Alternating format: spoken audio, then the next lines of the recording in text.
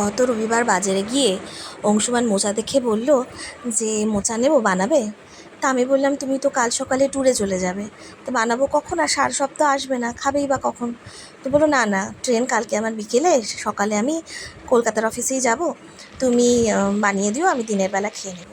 তো অগত্যা অংশুমান বলেছে বানাতে তো হবেই। তো বললাম ঠিক আছে। তো এই পরের দিন আমি সকাল সকাল বানিয়ে ফেললাম মোচাটা, যাতেও দিনের বেলায় খেয়ে নিতে পারে। আগের দিন রাতেই মোচা ছাড়িয়ে সেদ্ধ করে রেখেছিলাম, আর ওকে বলেছিলাম একটু ছোলা ভিজিয়ে দাও, তাহলে ছোলা দিয়ে ঘন্ট করব। তো তাই সেই মতোই বানাচ্ছি। মোচা ঘন্ট বানাতে আমার খুব একটা ঝামেলা লাগে না, অনেকেই মোচা ছাড়াতে বিরক্ত হয়, তবে আমার খুব একটা বিরক্ত লাগে না, সময়ও লাগে না, আমি ঝটপট ছাড়িয়ে ফেলি এটা। তো এই যে এখানে মোটামুটি মোচা রান্না হচ্ছে ঠিকঠাক মতোই, আর তৈরিও হয়ে গেছে প্রায় প্রায়। খুব একটা কঠিন কিন্তু না, আপনারা মোচা বানাতেই পারেন।